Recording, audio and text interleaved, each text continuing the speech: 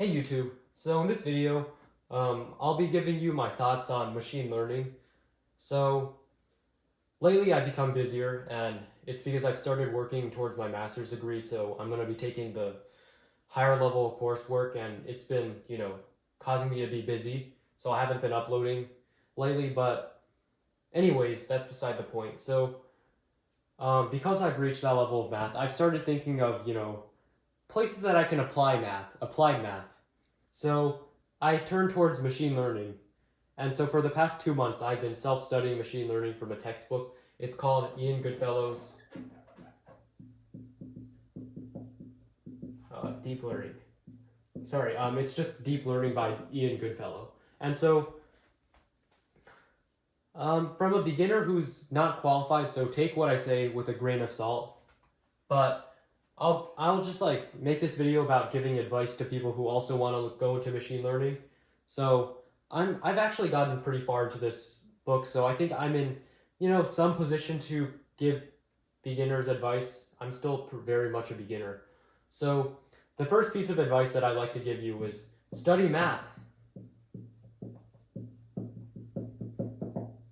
When I first went into the machine learning textbook or the deep learning textbook, deep learning is a type of machine learning, by the way. It concerns neural networks.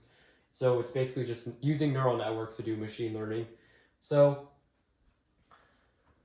basically when I opened up this deep learning textbook, I look into it, look a little bit, flip a few pages, and what do you know? It's basically a statistics and probability textbook.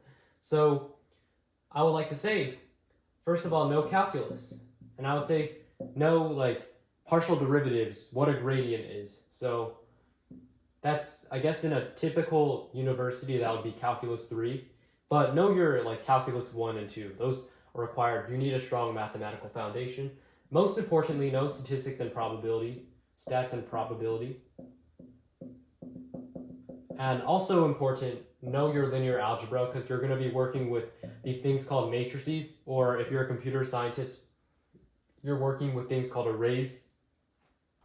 So yeah, basically deep learning is just or machine learning is just math. It's just math. It's kind of it's a bit strange because I was expecting to be blasted away by computer science and all that, but it turns out it was in basically my home field. It was math. So there's that component, but also in general, know your theory. And so the theory, know your theory. So basically what I'm saying is you can't just go into machine learning, learn how the modules work without knowing all the machine learning theory, and then expect to be a machine learning engineer. You have to know your gosh darn theory, and that involves this. And if you go way deep into deep learning and that type of stuff, then you might also want to consider picking up analysis, algebra. When I mean algebra, I mean abstract algebra. And when I mean analysis, complex analysis, real analysis, functional analysis, all that cool stuff. But of course, if you want to just learn it at the basic level, even at the basic level, all of this is necessary. Okay, so now that I have my do your math pitch done, I'll just give you some of the basics of this so-called machine learning, I guess.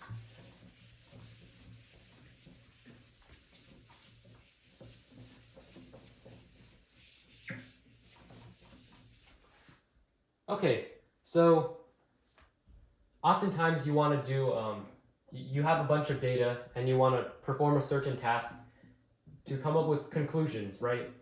So you want to come up with conclusions based off of massive amounts of data. Now, usually, say, a data scientist won't be able to come up with a conclusion easily by scratch with just their hands and a calculator. So they have a computer do it for them. And that often involves something called machine learning, where machine learning just automates the process of, and analyzing data, makes it so much easier. So how exactly does this so-called machine learning work, though? Well, oftentimes you're given something. Basically, the crux of machine learning is something called the loss function. The loss function models how much error you have. So how much error is involved in your, your conclusion or your analysis. So you want to analyze how wrong your estimate or your conclusion is given the data. And then you not exactly want to minimize it, but you want to make this small enough. So the reason why I don't want to say minimize it is because if you minimize it, oftentimes you'll run into a problem called overfitting. So not minimizing, you don't want to minimize, but make it small.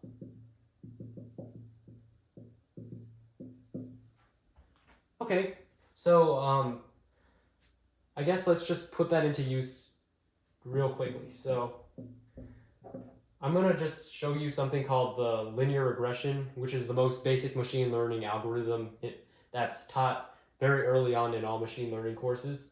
So basically, let's say you're given a scatter plot of points, and you want to find a line of best fit. Well, let's just say that this is the line of best fit. So remember, your goal is to minimize error. So how do you know that this is, the line of best fit? Well, we want to show that this has the least amount of error, or this has a very small amount of error. So first of all, let's define what error is. So in machine learning, especially in the linear regression algorithm and statistics, generally the way that they measure error is called the mean squared error, which is you take so this is, say, call this like x2, y2, this point over here. This is x2, y2, so we're looking at x2. We're just taking the square of the difference between this, where this point is in the y coordinate, compared to the y coordinate of x2 on the line of best fit. So this would be x2, f of x2, or I'll call this f bar of x2. So this, we can call this function f bar of x, this line of best fit. So, okay, cool. So then our mean squared error is going to be the total of all these squared distances. Then we'll have to normalize it in case the data just because if okay, I'll tell you what I mean. So we have 1 over 2n, where n is the amount of data points we have, so n's, yeah, okay. And then we sum up all these square differences. So first of all, I equals 1 to 5, 2n, and we have, first of all, like yi minus f bar of xi. Then we square it all. And we have this normalization constant because if we just have more points, well, this error is going to go to infinity. So we don't want that. We just want to minimize error, make sure that these things are getting closer. We don't want our error to go to infinity just because we have more data points. So, okay, so anyways, so how do we minimize this? Because we have our metric, now we just need to know how to work with it. Well, okay, so let me just erase this for a second.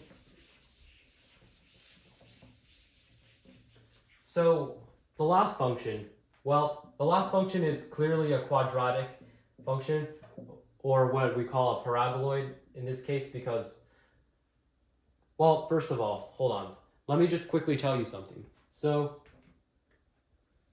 f bar is mx plus b, because a linear function or a line of best fit is mx plus b. You learned that in algebra. So essentially, the loss function is directly determined by m and b, your choice of what we call the parameters. So we want to find the m and b such that this loss function is optimized. So then this is then it becomes more of a calculus problem now, because we have this 3D graph. We'll call this coordinate m, call the z coordinate the loss function. So this is really a paraboloid, and the goal of what we're going to try to do here, so we're going to use a strategy known as gradient descent. And by the way, gradient descent is not the best way to find what a line of best fit is. there are analytic formulas that scientists have figured out that you can just plug in values and find it. Gradient descent is a more computational way, machine learning-esque way to solve these problems and find the line of best fit. So what we try to do is first start off with a random guess. It can be as bad as you want it. It could be all the way in Jupiter, it does not matter. Gradient descent will eventually work. And then we try to find a way to get this to here. We want to figure out how to get this to here.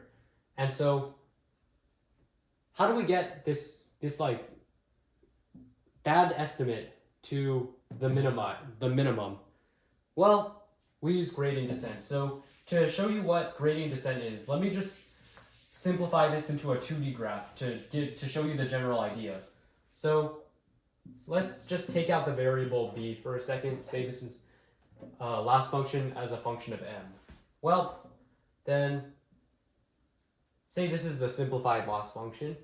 So we start off with a bad estimate and we're trying to get to here. We want to get to here, but we're so far off.